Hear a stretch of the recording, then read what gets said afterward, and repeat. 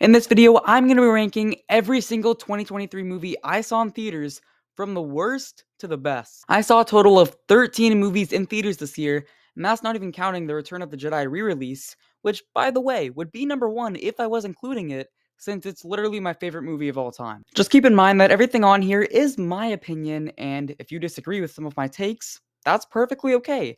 In fact, if you disagree, feel free to share your own opinions in the comments below. Anyways, so I'm not going to keep you waiting any longer. Let's just begin the ranking. By the way, spoilers for all of the movies on screen right now. My least favorite movie of the year is Indiana Jones and the Dial of Destiny. And to be honest, it isn't even close. I have a lot to say about this one. Even though I found it more entertaining than the next movie on the list, there's a reason why this film is below it. Indiana Jones 5 is pretty much, in my opinion at least, everything wrong with modern movies today.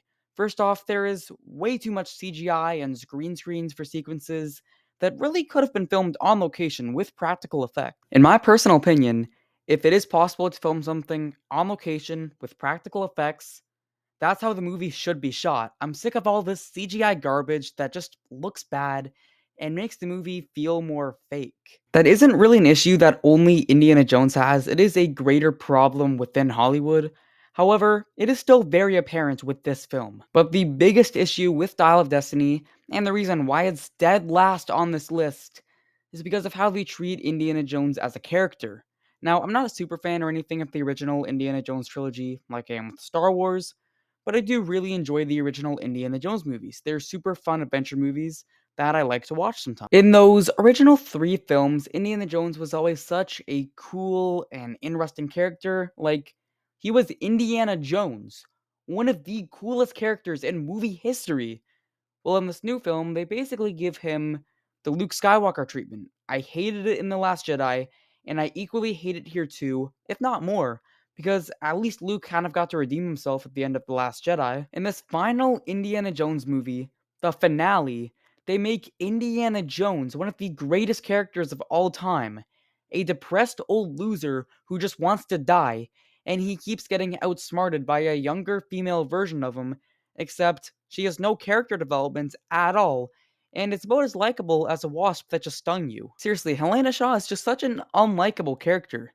She's extremely rude and has a huge ego, and they're actually trying to make her replace Indiana Jones, the legacy hero of the franchise, who they turned into an old loser in an attempt to make Helena look better by comparison, which doesn't even work. Second from the bottom is the live-action remake of The Little Mermaid, and I don't really have much to say about it. That's kind of why it's so low on the list.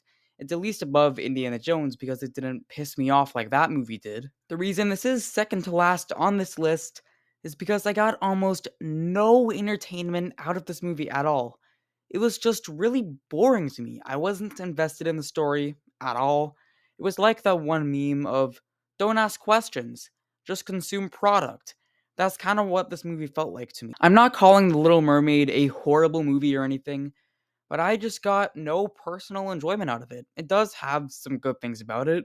All the underwater visuals were actually really good, and I thought the direction was really well done, and that Ariel's actress did a good job, but the actual story it was trying to tell, I just kind of thought was pretty boring. That's really all I have to say about this movie. I don't hate it or anything, but I just didn't enjoy watching it, and I was kind of bored the entire time. The only time I wasn't bored was whenever that bird was on screen. I was very annoyed and angry instead. Actually, never mind, I hate this movie now, and it's all the bird's fault. So while I was in the middle of recording this video, because I recorded it over multiple days, I did actually go to see Wonka with my friends. Now, I'm not going to do a whole review on it because really I gotta get this video out and I don't have time to do a whole review. But if I was going to include it in the official rankings, this is where I would put it in the number 12 spot out of 14 movies, just above Little Mermaid. The movie, Wonka, I'm gonna be honest, it's pretty bad. Like, it's not a good movie. It has a lot of plot convenience moments.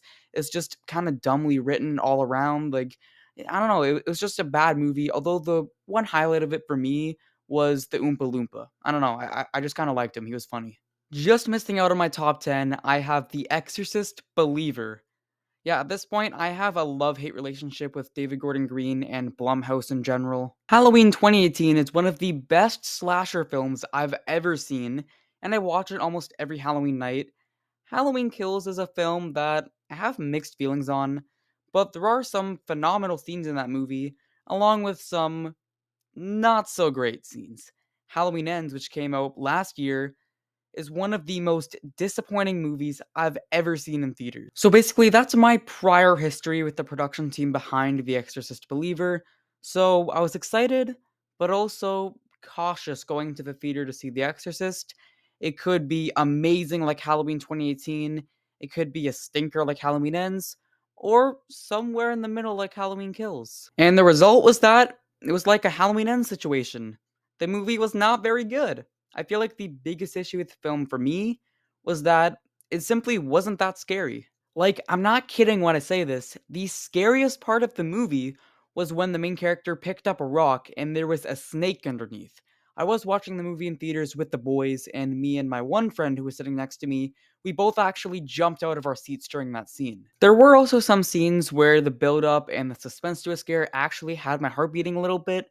The setup to the scare was working. But the actual scares themselves just kind of never really landed for me. They all really fell flat in this movie. I will admit though, the first half of this movie was actually pretty good and had me kind of hooked. Maybe that is due to the fact that I had never seen the original Exorcist prior to watching this one, since I was invited by my friends to go see it, but I actually did quite enjoy the start of the movie. I was invested in the story at first. When the girls went missing in the woods and all that was happening, and then when they got found and started acting weird and possessed, I was actually really intrigued and excited for the rest of the film. But right around the time when the grandma showed up, things started going way downhill. The movie just became a complete mess, and it was so bad that me and my friends were laughing at the theater. There were a lot of things that just kind of like came out of nowhere, but not in the good way. You're like, no way that just happened. That was crazy. No, it was in the way where it's like, bro, what is this movie? Like, what are we watching? Like the scene when the priest just dies out of nowhere. My friends and I were laughing so hard at that moment, but we weren't laughing with the movie. We were laughing at the movie. So yeah, this movie kind of sucks towards the end, but at least it's pretty entertaining towards the beginning. Starting off the top 10 is Ant-Man and the Wasp: Quantumania. Now, I actually don't hate this movie as much as everybody else seems to. I still do think it's a pretty bad film, don't get me wrong. But at least I wasn't dying to get out of the theater. That's more than I can say for the other three movies I've already talked about. I feel like with Ant-Man 3, it's a film that suffers from one major issue more than anything else, and that's the fact that the movie feels very formulaic, generic, and corporate. There's so many moments in this movie that are so convenient and lucky for the characters because the writers remember that the plot needs to happen. They need the characters to go from point A to point B as quickly as possible, so they make up some BS reason that's super convenient and just call it a day. Like when Janet is able to sense Kang's thoughts by touching his magical time traveling spaceship and realizing he's evil. Or when Ant Man's daughter's invention, which she somehow made in her spare time, starts working by itself after they turned it off with literally no explanation. Wow, that's really lucky that the characters got exactly where they needed to be so the story can happen. How convenient. The humor in this movie is just super unfunny and falls completely flat. Like, literally everything with MODOK is just extremely dumb. They try so hard for MODOK to be this award winning comedian, but in reality, he's about just as funny as receiving a breakup note from your girlfriend on the fridge. And that one moment when Ant Man's daughter tells MODOK it's never too late to stop being a word that rhymes with brick because I don't know if YouTube will demonetize this video for that. But, anyways, that moment is treated as if it's comedy gold, when in reality, it feels completely out of place and messes with the tone of the film. I seriously can't tell if this movie is supposed to be serious, or a joke, or I don't know, like, I just can't tell what the tone of this movie is supposed to be. I could go on for a while about how all the battles are just green screens and pointless CGI explosions like every other generic movie nowadays, but instead, I'm going to talk about the one thing I actually kind of like in this movie, and that is Jonathan Majors as King the Conqueror. Legal troubles aside, I do think Jonathan Majors is a fantastic actor who steals the show every single time he's on screen as Kang. He makes the character feel menacing and like an actual threat to the heroes for a majority of the film. Majors gives an amazing performance as Kang, And it really does suck that we're probably not going to see more of him as King in the future. Despite the facts that I'm praising the actor who plays King the Conqueror, I do have issues with the actual writing of the character. Going into Quantumania knowing that Avengers the Kang Dynasty was supposed to be the next Avengers movie, and after seeing him in the first season of Loki, I was really excited to see the character in Quantumania. However, the way the movie ends threw any threat that Kang initially posed completely out the window when he got beaten by Ant-Man. Look, I know Ant-Man is the main character of the movie, but Kang was advertised as more powerful than Thanos. And how is he supposed to be the threat in the Kang Dynasty if he got beaten by Ant-Man? Well, Avengers of the Kang Dynasty is probably not even happening anymore, so I guess we don't have to worry about that. Also, the Wasp is like barely even in this movie, and she's literally in the title. So, yeah, I just thought I'd point that out. Nice going, Disney. You did a great job. Coming in at number 9 on this list, I have Transformers Rise of the Beasts. So, starting from this point onwards in the video, I actually consider every movie to be a good movie, meaning the video is about to get a lot more positive. Anyways, so I had never seen any of the Transformer movies prior to seeing this one, except for the second one at a friend's house when I was like 8, and the movie sucked. But that same friend invited me to watch this new movie when it was released back in June, and the film was actually pretty good. Definitely miles better than the second one, that's for sure. The best way I can describe Rise of the Beast is that it's just a fun action movie. It's not amazing or anything, but it's certainly not a bad movie either. One thing I feel like this film did really well was the characters, for the most part anyways. I found the main protagonist of the film, Noah, to be an extremely likable character and somebody who was really easy to root for throughout the movie. A lot of the other Autobots were also extremely likable and interesting characters. Mirage was interesting, although kind of annoying at times. Optimus was great in this movie, which brings me to my favorite part of the film, which is the relationship and dynamic between Noah and Optimus Prime in the movie. The scene where Noah is about to destroy the key to save Earth, and Optimus begs him not to because if he does, the Autobots won't ever be able to, go home. And that scene was so good because it was built up to earlier in the film. There was a crazy amount of tension in that scene about whether Noah was going to destroy it or not. It's just such a good scene, and definitely the highlight of the movie for me. I do have a few criticisms of the movie, such as some misfiring humor, except for one joke that got the entire theater laughing hysterically, like more than I had seen in years. If you've seen the movie, you know exactly which joke I'm talking about and why I can't say it in this video. But overall, Transformers Rise of the Beasts is just a fun action adventure movie that isn't really anything too special, but it's still a pretty enjoyable experience. Next up on the list is a movie that you might be shocked isn't a lot higher. But at number 8, I do have the Super Mario Bros. Movie. Now look, I had a lot of fun with the Mario movie, but the main reason I enjoyed it is because I played a lot of the Mario games throughout my childhood, understanding every single little reference and background detail while watching this in theaters felt like a huge reward for being a longtime fan of the Mario games. It got to the point where the friends I was watching the movie with were making fun of me while in the theater, going like, "Shaun, is that a reference? Is that a reference?" But it was just a fun theater experience because this movie was kind of the definition of nostalgia bait. Nostalgia bait isn't always a bad thing, and in this movie's case, it definitely was not a bad thing. However, I do feel like that if I wasn't as big a Mario fan as I am, I would not have understood anything that's going on. This movie basically assumes you've played the Mario games and know how everything works. For someone who has played the Mario games like me, that's not really an issue. But for the casual viewer, this movie must have been super confusing to them. I can't imagine how lost they probably got. But the thing that really drags this movie down for me is that there's not really much else to it other than the fact that it's Mario. The story isn't horrible by any means, and I get the Mario games have never really been big on story, but it doesn't really do anything to really stand out at all. It's just kind of a simple kids animated movie with a Mario coat of paint all over it. That's really the best way I can describe this Mario movie. Oh yeah, also Bowser absolutely steals the show in this movie, and Jack Black is an amazing voice actor. The next movie on this list is actually the most surprising movie I saw this year, that being Thanksgiving. Now I know a lot of you may not have heard of this movie, and to be honest, I actually didn't hear of it either until the day I saw it. Basically, on the first weekend of December, I was visiting my cousins who are around the same age as me, and we wanted to go see a movie in theaters. We were looking at the website for the theater, and we saw a new slasher movie called Thanksgiving. It's kind of a tradition with me and my cousins to watch slasher movies every time we visit each other, so we decided to go see the movie. Anyway, so if you don't know what this movie is, it's basically Scream meets Halloween. It's a Thanksgiving themed slasher movie with a whodunit element to the film.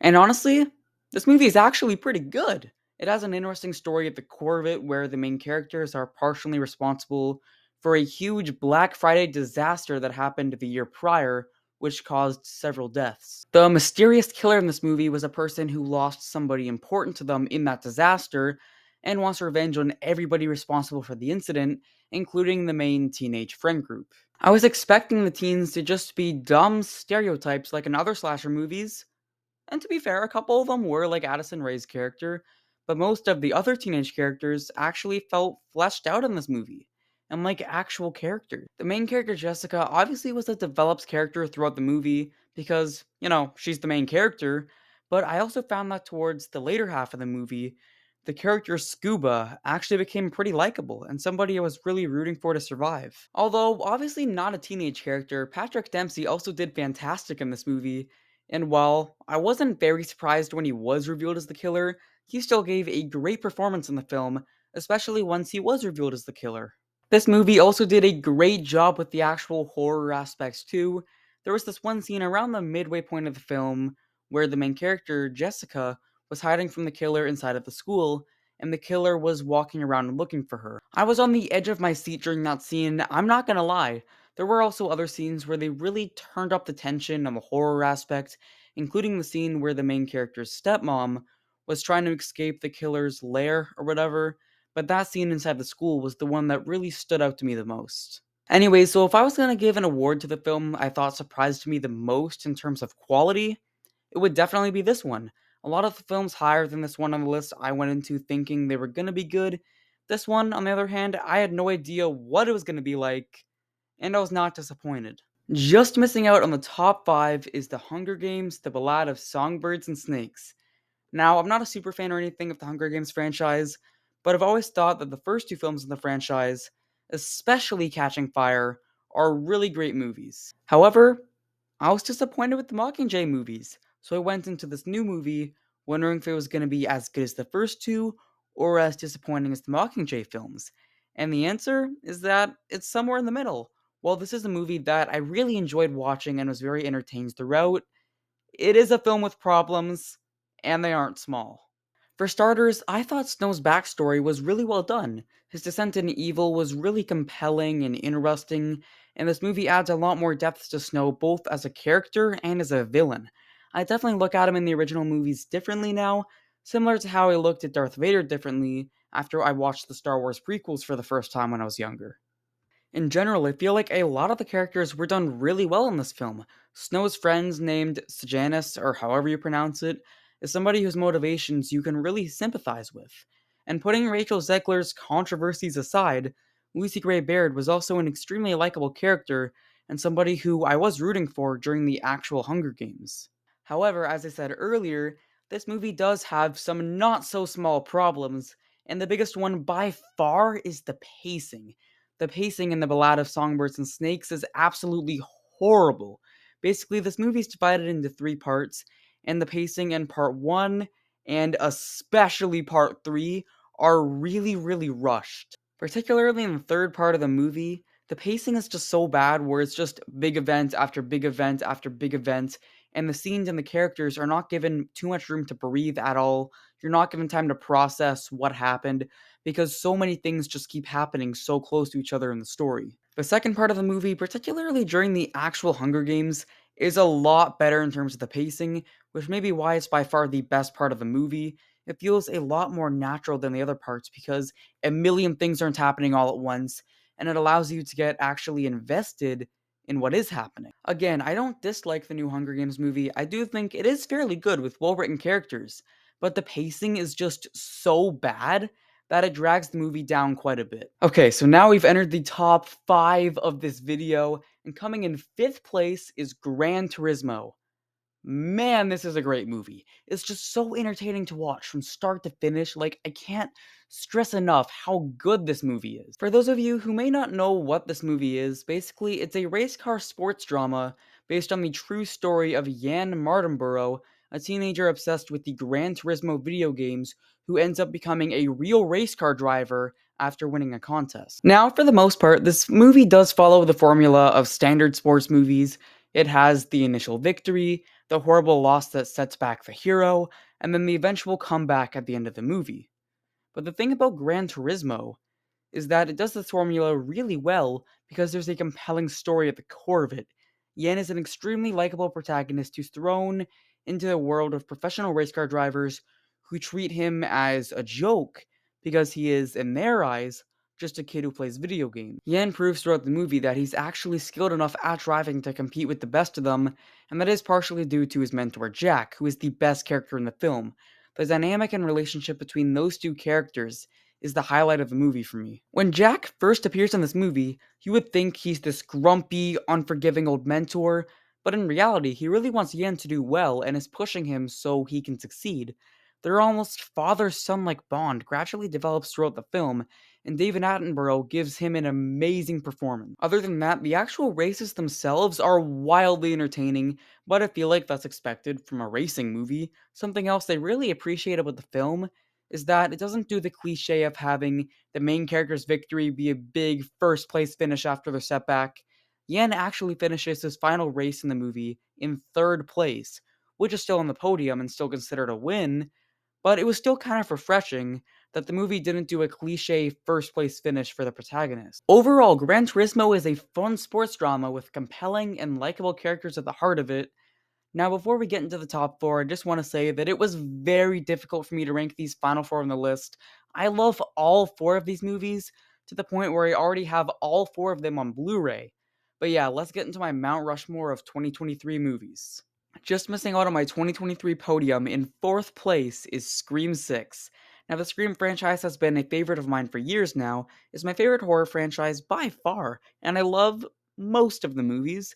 Seeing Scream 2022 in theaters last year was a cool experience, and I really liked that film. I thought it was a great movie. But then Scream 6 came along earlier this year, and it just topped Scream 2022 in almost every single way, with the exception of maybe the killers, but we'll get to that later.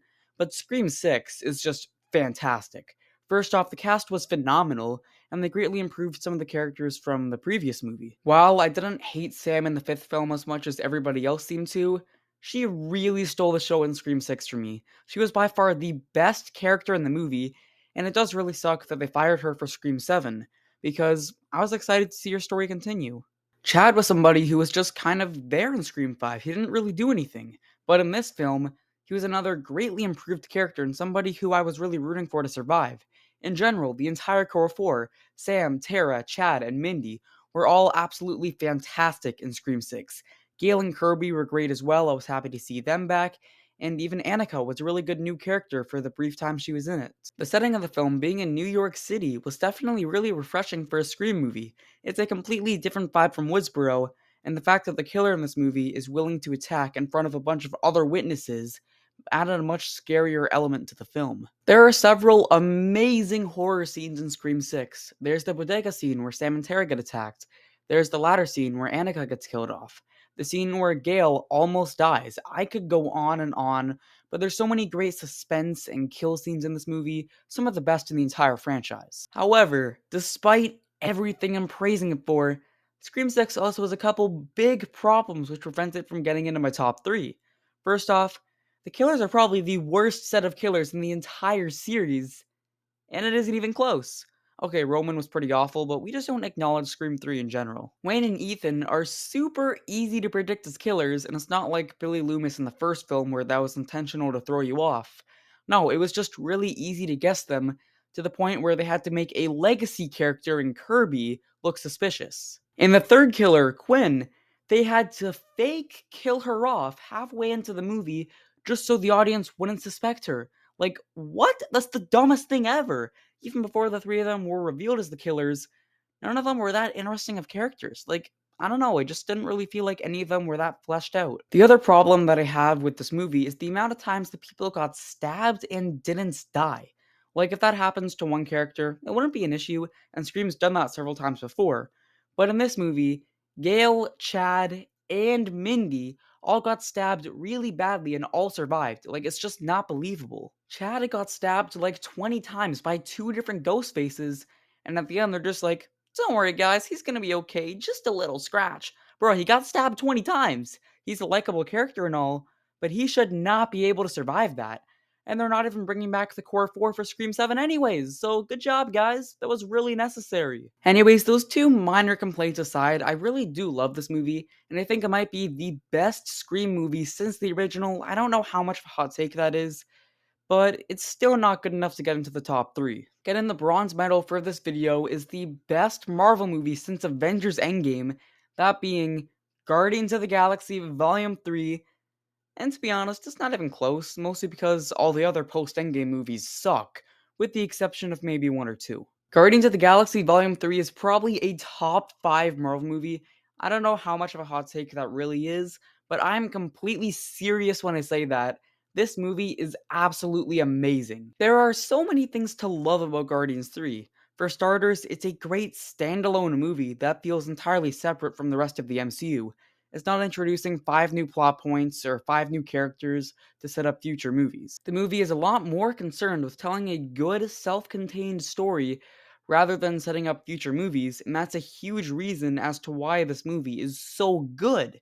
Because, let's be real here, Marvel has not been that good recently, to the point where I don't even care about any future Marvel movies, except for Deadpool 3 next year, which, to be honest, I'm pretty excited for. But I think the absolute best thing about Guardians of the Galaxy Volume 3 is that it's an extremely character-focused story rather than a plot-focused one. Take notes, Ant-Man and the Wasp: Quantumania.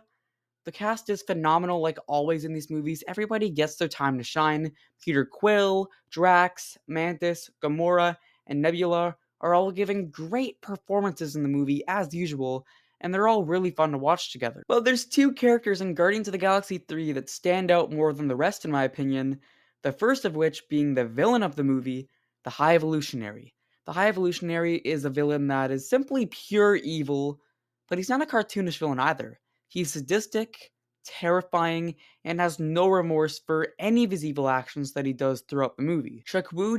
Awuji, I'm so sorry if I pronounced that wrong, gives an amazing performance as the High Evolutionary. The dude's a really good actor, and definitely gives us, in my opinion, by far the best villain of the Guardians of the Galaxy trilogy. However, the absolute best character in this movie is Rocket Raccoon, and it's not even close. His backstory is tragic and kind of disturbing, but that's a good thing in this movie, because it allows the audience to root more for Rocket and hate the High Evolutionary even more for what he did to Rocket. It's great writing, but that still doesn't take away from how sad it actually is. Rocket has always been my favorite member of the Guardians team, and this is more or less his movie. His backstory is really fleshed out, although sad, and he has a really strong personal connection to the villain of the movie. Rocket was definitely the highlight of the film, and anyone who's watched it can probably agree with me. But despite all my praise for it, Guardians of the Galaxy 3 isn't perfect. It does have a few issues. I feel like the tone of this movie is really inconsistent. Like, one scene, there's Rocket's really sad and disturbing backstory, and then the next scene is just goofy comedy. Also, Adam Warlock has literally nothing to do in this movie, and just shows up whenever the script needs a secondary bad guy to fight. It felt like they only included him because of the Guardians of the Galaxy 2 post-credit scene. Overall, great movie, definitely best Marvel film since Endgame, but there are still two movies I enjoyed more this year. In the runner-up spot on this list is a movie that might be number 1 on a lot of other people's lists, that being Spider-Man Across the Spider-Verse. Now, even though it's only been out for like 6 months, it's already dethroned Toy Story 3 as my favorite animated movie of all time. There are so many things that I consider perfect about Across the Spider-Verse. The animation has got to be some of, if not the best animation I've seen in any movie ever.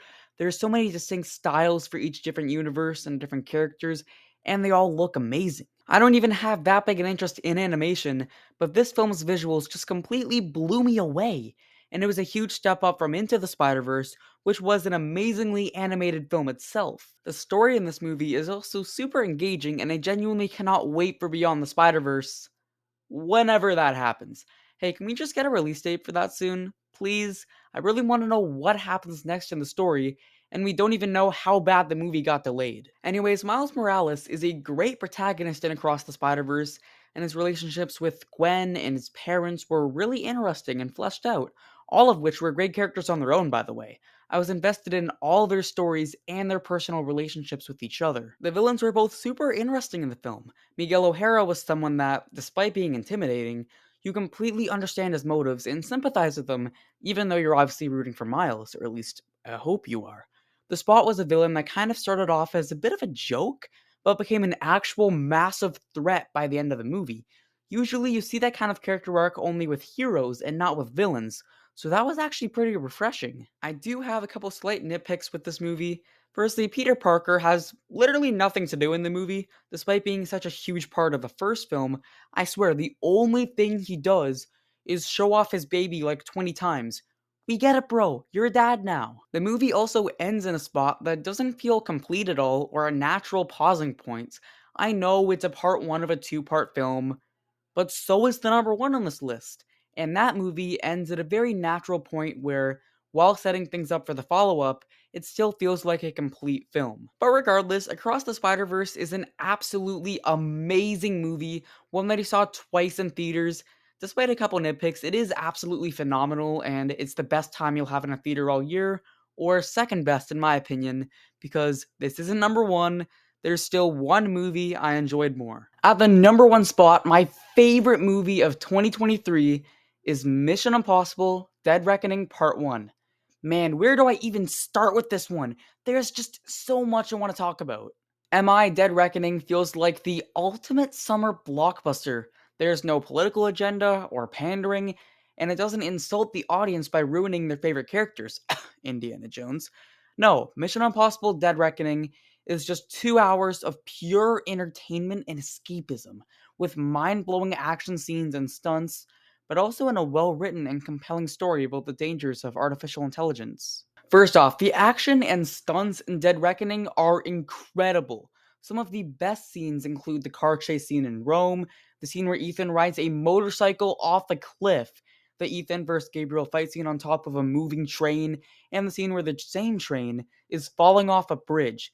This movie has some of, if not the best action in the entire Mission Impossible franchise, and it was an absolute blast to watch in theaters, especially in IMAX too. But the best part about all these scenes is that they're not just CGI and green screens, they are filmed on location with practical effects and real stunts. Tom Cruise actually rode a motorcycle off of a cliff, and they filmed it. They drove cars chasing each other, and they filmed it. Tom Cruise and Isaiah Morales did a choreographed fight scene on a moving train, and they filmed it. They threw an actual train off of a bridge, and they filmed it. Everything in this movie feels real because it actually is. This is how movies should be made. As little CGI or green screens as possible. If you can do it for real, then do it for real. It'll create a much better and more immersive film, and that's what all these Mission Impossible movies, especially Fallout and Dead Reckoning, are doing. The characters in Dead Reckoning are also great like usual in the Mission Impossible franchise. Ethan Hunt, despite being a little bit older, is still the same Ethan we all know and love. Benji Dunn, Luther Stickle, and Ilsa Faust are once again great in this installment, although I do feel like Luther in particular didn't really get much screen time. Some of the new characters were welcome additions to the franchise too. Haley Atwell's character Grace is definitely the best new character in Dead Reckoning, and somebody whose story I was really invested in and I was rooting for throughout the film. The villain of the movie, Gabriel, while not the best villain of the franchise, is a threatening enough antagonist, although I don't really feel like he was fleshed out enough in the movie.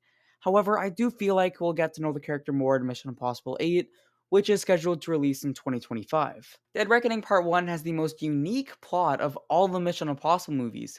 Instead of the plot just being the generic, oh no, bad guy has nuclear bomb, we gotta stop him, even though Mission Impossible Fallout is the best movie to ever do that trope, but Dead Reckoning's plot actually centers on the dangers of AI, which is a pretty refreshing and new idea for the series. It's not the cliche of robots with guns wanting to take over the world, but rather it's a rogue AI system called the Entity, which has the power to change information and news, and it could be disastrous if it falls into the wrong hands. In the movie, every major power in the world is after the two halves of a key which unlock the source code of the entity, where you can either control or destroy the entity altogether. Mission Impossible 7 was all about getting the two halves of the key, while 2025's Mission Impossible 8 will be about actually destroying the entity. But it is an engaging plot that keeps you on the edge of your seat, as at least 3 or 4 different factions fight for possession of the two halves of the key, and there are a lot of betrayals and new alliances, and overall, it's just really entertaining. If I do have some minor complaints, one of them is that there are a couple plot convenience moments, such as when Grace is held at gunpoint on the train, only for Ethan to luckily crash through the very specific window at the end of his little skydiving session and knock the guy unconscious. Wow, that's really lucky. But other than that, I really have no other issues. While not quite as good as Mission Impossible Fallout or Top Gun Maverick, Mission Impossible Dead Reckoning is still a phenomenal movie. It's a fun, action packed, smartly written movie that's entertaining from start to finish, and easily my favorite movie of the year, with Spider-Verse as a close second. If you're interested in another one of my videos, on the end screen now is a video of me ranking my odds of surviving different horror movie villains, such as Michael Myers, Pennywise, and Ghostface.